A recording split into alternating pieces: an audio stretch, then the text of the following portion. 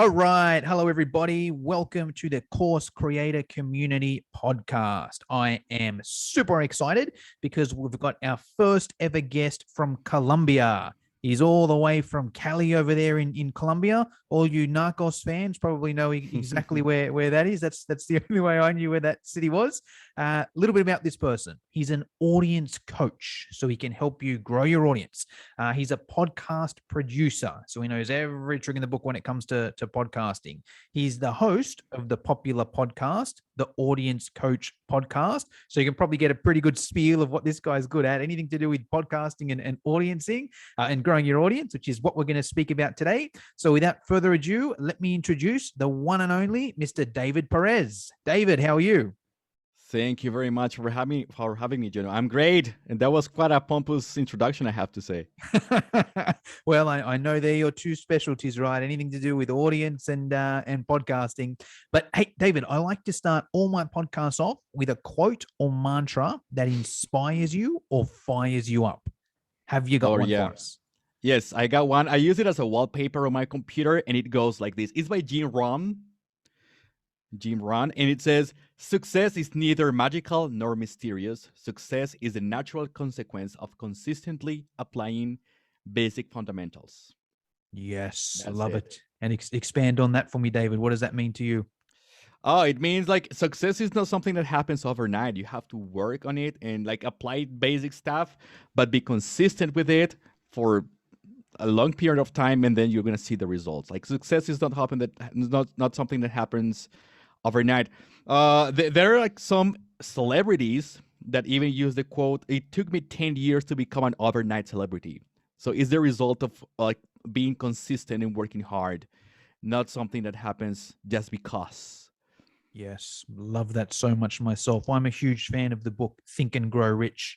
Have you read that one, David? Is it Napoleon Hill? Yes, Napoleon Hill. Yeah, haven't read it yet, but it's on my list. Yeah. That's basically what that book covers. It's like, in a nutshell, the author went out and interviewed, this, it's like 100 years old, this book, right? It But he is, went and yes. interviewed, like the 100 most successful people in the world and brought it down to like 13 principles. It's like, if you just do these 13 principles, you will be successful. There's nothing, magical, nothing special. Just do these 14 or 13. And what I've found with myself is it sort of gets to that point, right? It's like you're doing all this hard work, very little benefit. All this hard work, very little benefit. All this hard work, very little benefit. But then it gets to like this tipping point, and you're like, man, all this hard work paid off. And now all of a sudden it's freaking easy. And there's another good quote. One of my favorite quotes is something like, "The person that does more than what they're paid for consistently, right, will eventually get paid more for what." I'm butchering this quote, but in a nutshell, Yeah. you work harder at the start, and then there's a tipping point where you just get all this cash and success coming in without working that hard because you've done the hard work in the start. So I love that. But hey, David, I've obviously been following you for a while now. Do you want to give our listeners a bit of an introduction? If it's the first time they're hearing about you, what is it you do in a nutshell? Okay, I help coaches and entrepreneurs, solopreneurs build audiences through podcasting. That's basically what I do.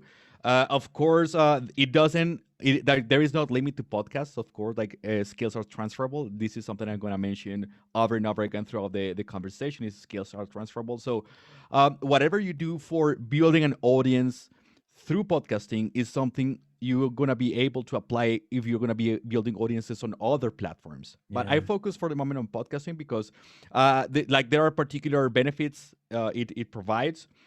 And I work mainly with health wellness coaches and business coaches. That's what I do. Okay, I love it. Well, let's get into it. Let's start with podcasting. Why podcasting? Now, you're speaking to the converted here because you're speaking to me on a podcast. The listeners are obviously listening to a podcast, but they may not have one themselves.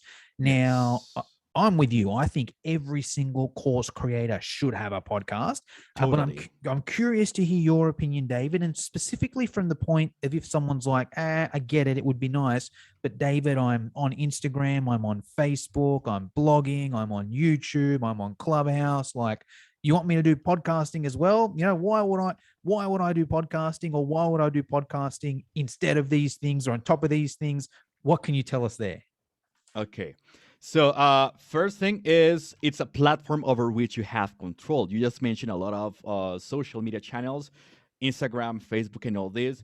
And those are great for exposure, but you have very little control over them, Jono. I don't know if you've been following the news about Instagram. Instagram is just gonna be like rebuilt, redesigned. Like the head of Instagram said, is no longer gonna be a photo sharing app. So whatever you're doing, whatever strategy you're applying on Instagram, has to be rebuilt from scratch. So it's very likely that a lot of the work you've done just gets lost. Like all the strategies you've built get lost. And also on social media, you have no control over how you communicate with the audience and how many people you can reach, because it's the algorithm that controls that. And like now on Instagram, you post something and only, I don't know, like 8% to 5% of your followers get to see that. On Facebook is like 0.1%. And on TikTok, you have a lot of organic growth, but eventually it's going to be the same thing. So like they die off. All these platforms die off. So you need to build a platform in a place where you have control over how you communicate with your audience. There are like mainly two platforms you can do this. One is email newsletters, and the other one is podcasts. Okay, because podcasts are not centralized. If they are not available on iTunes, then you can find them on Spotify, like the same show, or you can find the same show or on any um, app you want to use. So you have total control about how you communicate with your audience and how or how many people get the message. Okay, if you publish an episode, everybody who is subscribed to you on iTunes or Spotify is gonna get it. Not 5%, not 10%. Everybody is gonna get it. So that's one thing. You need to focus as a course creator, as an entrepreneur, on having control over how you communicate with your audience. And the other one, but this is particularly important for course creators, you know, is authority building. You need to show you are an expert. You need to place yourself as an expert in the market. How are you going to do that? There are different ways you can do it. You can do it via blogging, via YouTube, via other channels. But the good thing about podcasting is that on the one side, you're gonna be able to engage with your audience like through on way longer periods of time in comparison to social media, which is like 3 seconds, or YouTube, which is around 5 minutes. You're gonna be able to connect with your audience for around like 30 to 40 minutes to 60 minutes every time, every single episode. I guess like your episodes are around like 50 to 60 minutes. Is that right? A longer one. Yeah. Somewhere Yeah. between 30 to 60. Yeah. Yeah. So people are going to be connected there for 60 minutes. You're going to be able to network with other people in your industry because you're going to be interviewing other people. So that's going to place you as an important part of that industry, as an expert in that industry. And you're going to be able to showcase all your knowledge and skills. So that way, whenever somebody is looking for a course on that specific area, they see the advertisement or they see the promotion or whatever they can see. If they want to see who is doing this, what knowledge does this person have, they can go to the podcast and see like you're the boss in that area. Mm. Awesome. Wow. Okay. So many good bits of info there. Let me summarize them. Yes. So I like what you said about owning the platform, because I think a lot of people listening to this would have heard about it with email list. They would have heard, okay, you got to have an email list because, you don't control the platform. You get banned from Facebook at any time, hacked on Instagram at any time, Yeah. or just the simple algorithm, you post something on Instagram, no one sees it, whereas email, okay, you own it and you know that it's going through to people. It just depends whether it goes to their junk or whether it goes to their inbox, right? I've actually never heard someone explain it like that to a podcast, but you bang on. Yes. So if I subscribe to a podcast, it's there. And I It's guess that there. it's I can't miss it. It's not like Apple only shows me a certain percentage of it. And I guess the advantage to if we're comparing podcast to email, even there's even some advantages there. Like I subscribe to got to be 100 different email lists.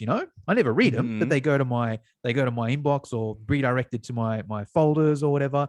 Like podcast, I think I'm on 10 maybe 11 or 12 that I not even, and ones that I actually listen to probably even less. So I feel if you can get that person to subscribe to your podcast, they're not getting hit with 100 emails a day, get maybe one or No. two podcast episodes a day. You just got to beat that next person there. And then also unsubscribing. Like, it's so easy to unsubscribe from an email, I don't even know how to unsubscribe from a podcast. It's probably more effort than it's worth. I may as well just keep it there just in case I need to.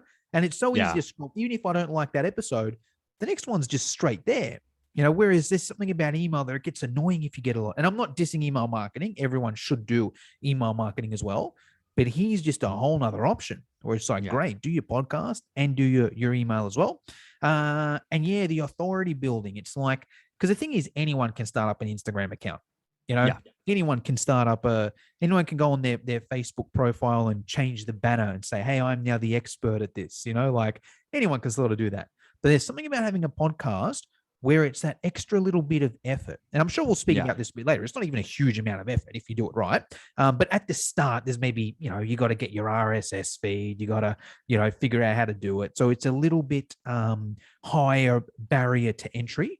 So that means if you just do those little things at the start, that puts you ahead of everyone else. You can still do that Instagram stuff, still do that Facebook stuff, but you've now got this whole other thing that other people don't have. The time is good as well. Instagram, 15 seconds is, if I see a reel longer than 15 seconds, I'm like, man, I don't have more than 15 seconds to watch it. But a podcast, I want something long. If I'm driving for an hour or 45 minutes or whatever, I don't want to listen to 10 different 5-minute podcasts. Give me one long one where I can get in depth there. If I'm at the gym, give me one good podcast that I can listen to there. So you've really got that person captured. And networking. I like the networking. And you know what? Well, actually, let's spend a minute here. There's two reasons. I love podcasts for those reasons. I probably use podcasts a little bit different to what you do, David, because you're more an audience builder. I do a little bit of that on podcasting, but even that's more a bonus for me in podcasting. The two things that I really do it for is networking, because one of my favorite things to do is collaborate. Right. I figure, cool. The quickest way for me to grow my audience, in my opinion, is to find somebody else who already has my audience and then essentially ask them to give me a plug in one way or another. Whether it's a shout out on Instagram, an Instagram live, some training in their Facebook group, a podcast, whatever. I figure that's the easiest way for me to do it. But if I just hit up some random person that I've never met before, say, hey, can I do this? Maybe they will, maybe they won't. But if I've podcasted with them, it just brings that relationship closer. And it's one of two things. If I've spent half an hour on a podcast with them, then one of two things, either like, great, we bond, there's probably some collaboration here, let's go and do it. Or it's like, you know what? I don't like this person. They're not the sort of person I want to collaborate with. But either way, and you're just building your list of heavy hitters.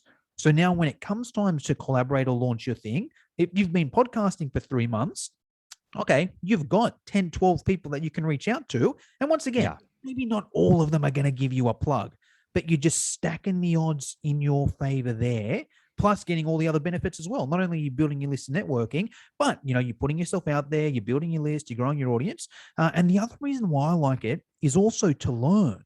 I feel if you just podcast, because I'm a guest podcast guy, I just, I'm too lazy to come up with the content on my own. So I always bring a guest on.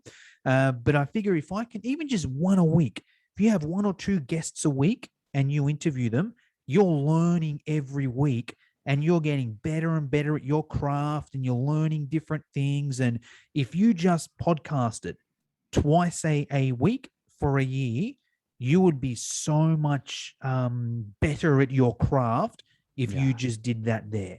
So there's sort of a couple of reasons why I do there. But anyways, I think we've probably stalled a lot of people on podcasting now. So now someone's listening to it. They're like, right, I got to start a podcast. What do I do? Do I need to, I've seen Joe Rogan on YouTube. Do I need to get a studio and mics and invite people in and then, upload it to iTunes or what? Let's start from there. Someone's like, right, I know I want a podcast, but I don't have a clue how to go about it. Can you simplify it in a couple of steps for us of the first things they can do to get up and running? Okay, I think the first most important thing, Jono, here is the mindset. You gotta have the right mindset, and it goes back to the quote I mentioned at the beginning of our conversation.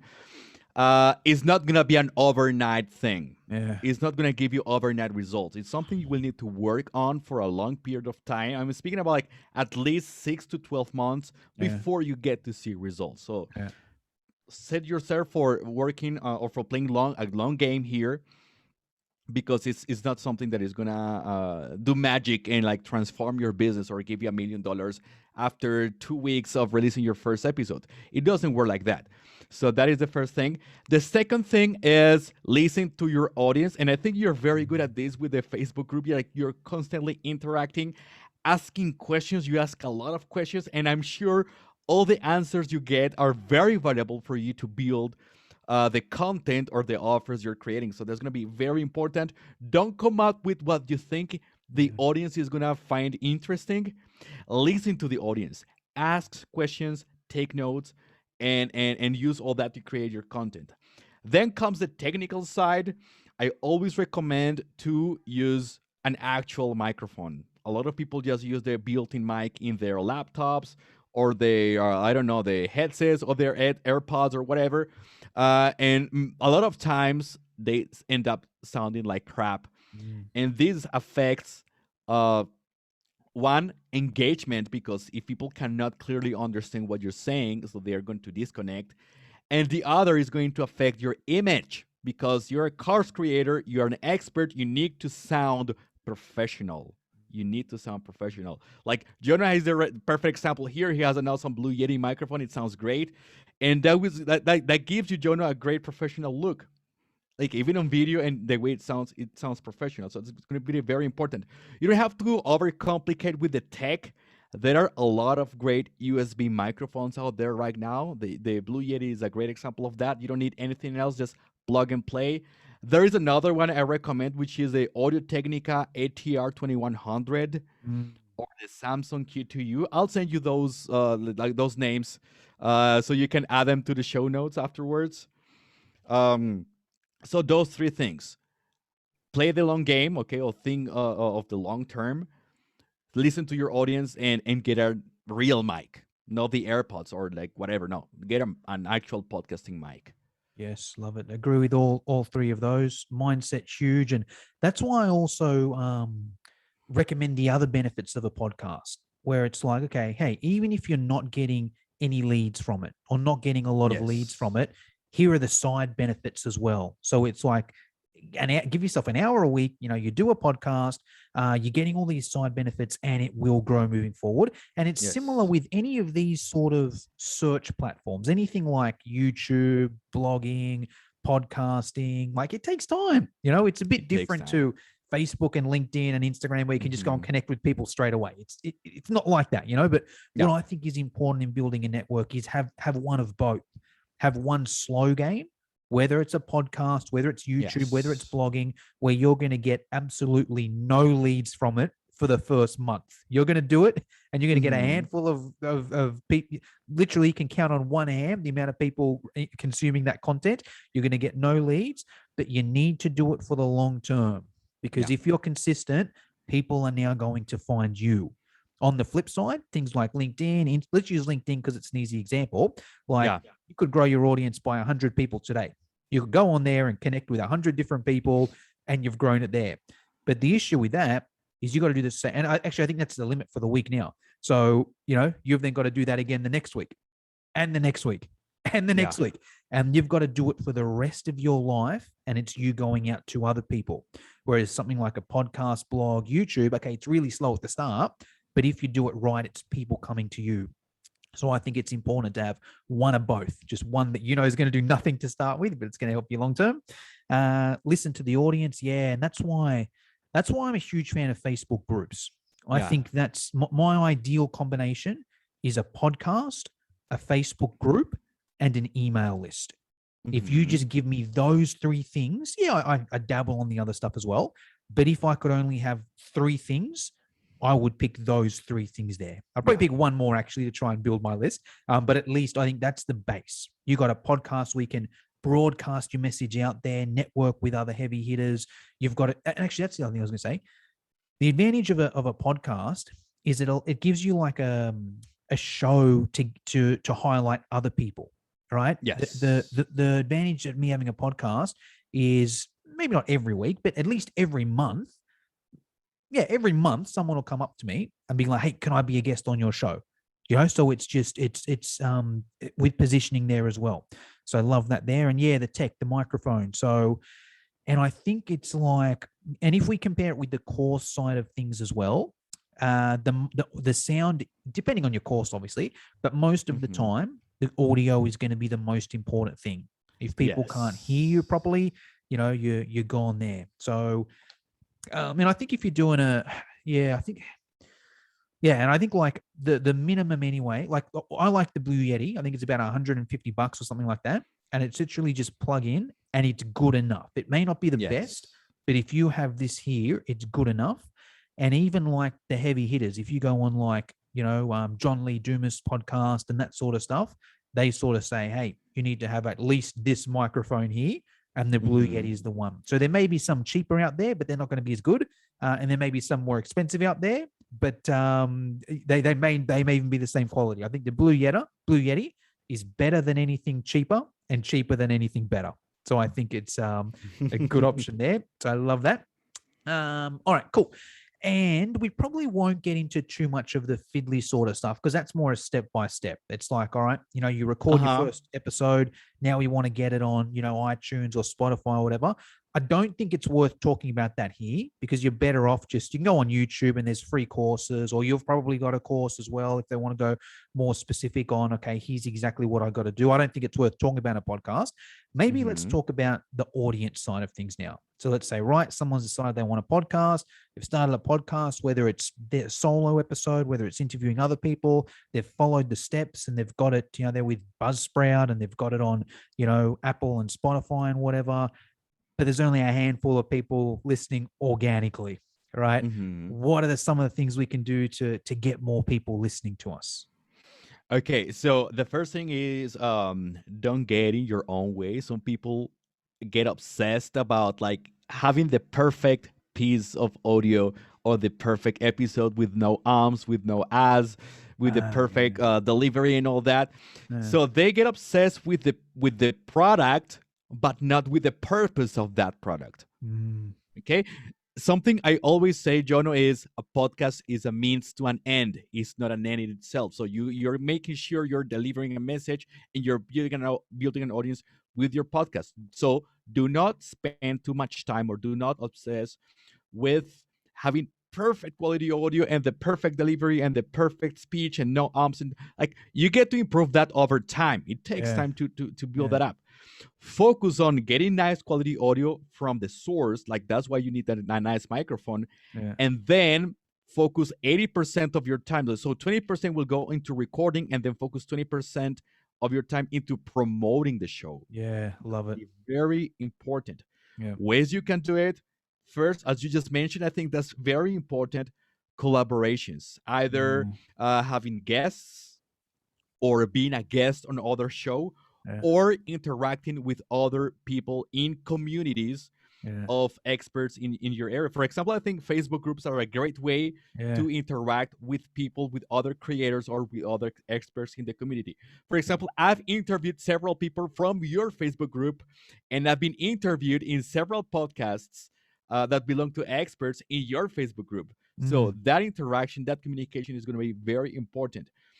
Building an audience is about relationships, and this is key here. Sometimes we think, okay, I need to get 5,000 listeners quickly so I can sell this. So we think of the transaction, mm, and if you think of the transaction, you're not going to build an audience because you're thinking about the money, not yeah, about the connection and the value and the interactions with people. So building an audience is about the relationships you're building, both with the people in your network and with those listening to you. So to go back to your question, Jono, network, be a guest on other people's shows, yeah, expose yourself to other people's audiences. That's going to be very important. You already know they are interested in that subject matter because they are listening to the other person's podcast who has a like maybe a a related topic to your area of expertise. Invite other people over to your podcast. It's very likely, and it's happened to me, like some of those people may become your clients, or some of those people you will end up creating projects or events with that are going to give you leads and clients afterwards. Yeah. And of course, there are other ways. An email list is going to be very important here. Yeah. Always connect your podcast to your email list, Yeah. and think of repurposing. Every time you create a podcast, think create it with repurposing in mind. I know you record a video of this and then you post it on Facebook, so try to record it in a way that it can be reused on different platforms. So for example, Yeah. you can create small clips for Instagram or for TikTok. You can upload the full video to YouTube and Facebook, so you're going to have, from a single piece of content, a lot of opportunities to connect with people. Yes. Wow. So many good points there as well. Let me piggyback off that last one, and then I'll Yep. summarize there. I forgot. That's another reason why I like podcasting. If you just do it, let's even just say once a week, not even twice a week. You're like, right, Mm-hmm. I'm just going to do a podcast once a week.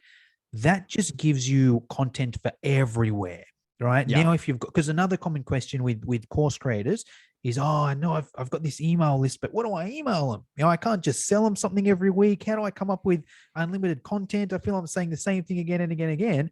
Just email them the podcast. Hey, Yes. people, what's happening? Look, if you don't know, I've got a podcast. I had a really good guest on this week, David, and he spoke about the importance of having a podcast. So if any of you Yeah. are looking to get a podcast, check out this episode here and send it there. It's like a win-win. It's like you've got some content to send out to your email list. That's going to give you more subscribers to your podcast.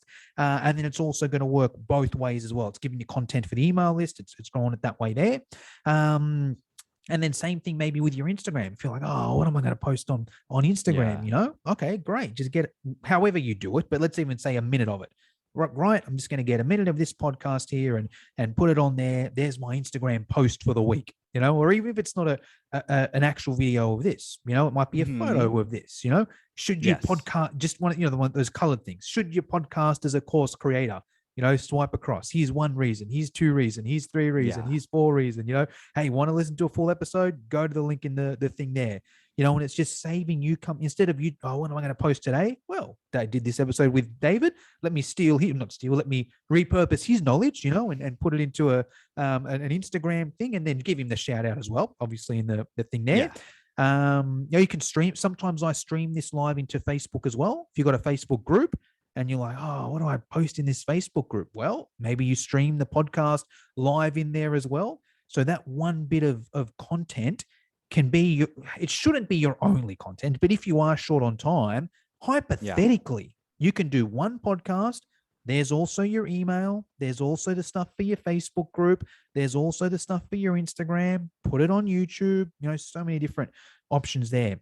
But yeah, I want to spend a minute summarizing some of your key points there. I like the promotion side of things. I think that's a common thing that a lot of people don't get as a podcaster. I'll just record this podcast and I'll spend hours making it look good and sound good and editing it, and then I'll upload it and get all these listeners here. Not really, yeah, you do a bit of time on that, but it's more about getting it out there. And similar with any platform, right? It's like the more listeners, or the more in podcasting, it's what is it, listeners or subscribers? Probably both. Either way. Listeners. Listeners. Yeah. Okay, cool. Yep. The more listeners you get, it's going to springboard, because the algorithm obviously sees it. Oh, there's all these people, watching it and sharing it and listening to it. Okay, let's show it to more people. Probably they're going to leave reviews. Oh, there's people leaving reviews. It's a good thing here, and they'll tell their friends about it. It's just like any platform. It's harder to start, but the bigger it gets, the more it gets there. So the promo is important. And I think also even just some simple things, right? Like if someone's listening to this, they're like, but I wanted to do a podcast to grow my audience. I don't have an audience. I'm in a circle. You've usually got some people. Even if you just post on, you don't have to do a full post or a full stream or whatever. Do an Instagram story. Hey, got this podcast. Link in the bio to listen it out. Yeah. Do a Facebook. Hey, recorded this podcast. Comment below if you want it. Even if it's just a handful of people, it's someone there. But even if you don't, a few good points David mentioned there was the collaboration, right? Now, let's say, even use this as an example. So I've got David on here, right? When this episode goes live, I'll let David know. I'll be like, hey, David, episode's live. Here's the link. I did a little photo as well. Feel free to give it a plug on your social media. Maybe he does, maybe he doesn't. Not everyone does. Okay. But some people do. And then great. There's an audience I never had before.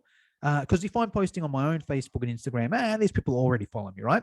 But if David's posting on his Facebook and Instagram, I think we got one mutual friend I checked before, so he's a whole new people that would never have heard of me and now getting there because David did that there. Even if he doesn't share, right? I'll make on my Instagram, I'll do an Instagram story and tag him. Most people share that. If nothing else, whenever someone tags you in a story, it's like, I may as well share this. So there's just, even if they don't make a post themselves, if you post and tag them on social media, they may share that there. And then, groups obviously depends on the rules of the groups, but it can be as simple as if someone's like, oh, does anyone know the answer to this? And you've got a podcast that gives the answer. Most groups are cool with that. If you're just like, say someone's like, oh, what audio should I get? Most people are cool most admins are cool if you put, oh, well, I've actually done a podcast on this, where I show 3 different microphones or whatever it may be, So there's a way to grow there. And then just even networking in general in Facebook groups. That's probably a whole nother discussion there. But hey, David, I want to be sensitive of your time. There's just a couple questions I always like to finish off with. Now, one of them is because this being a podcast for course creators, I know you've got a couple courses yourself. So firstly, give them a plug. But also I'm curious to hear what your platform of choice is to host your course on. Okay, I am very new to courses. I'm super new to courses. We are just releasing our second course. It is just out of the oven, still hot. So one of the courses is on podcast mindset. It addresses this thing I was talking about a little bit earlier, which is you gotta think of the long term and you gotta get the right gear and invest the time in the right way, not just obsessing over having the perfect episode. So that's what it covers. And the other one is on recording a podcast, how to record a podcast easily. A lot of people are afraid of the tech. They are scared of maybe like they don't know what to buy, what microphone to buy, what devices they're going to need, how to use a microphone. So we just make it super easy over there. Plus, like either you get the course or not, it doesn't matter. Getting to know how to use a microphone properly is going to help you a lot as a course creator because you're going to improve a lot the quality of your content. The audio of your courses is going to be great. So that's going to be super important. So we're covering those things. Mastering podcast recording is going to be a transferable skill that is going to help you also in your course creation. It's going to help you in your webinars, in your live events, etc. And sorry, I lost my train of thought. What was the rest of the question? So first was a shameless plug of my courses, and the other was who do you use to host your courses with? We are using right now. We're using Thinkific. I Okay. went through several platforms. I checked the flexibility, the options, the pricing options, and I think for us as beginners in this area, Thinkific does a great job. It's very flexible. The pricing plans are very nice. The way you can upload, configure, and deliver the content are very user-friendly. You can even link that to your ConvertKit or any other email platform you have. So like it's very flexible and user-friendly. I think that's very important for it to be user-friendly for people who are not like tech-savvy. It does the job very, very well. Yes. No, I've used Thinkific before, and I think it's a very good platform. Mm-hmm. Awesome. Oh, and I should also add as well, even if you're not going to take David's full course, he's got some awesome resources on his website, all about podcasting and growing your audience. I'll put that link down in the show notes. Final question, David. I know you're a mentor for plenty of people that want to grow their audience and grow their podcast.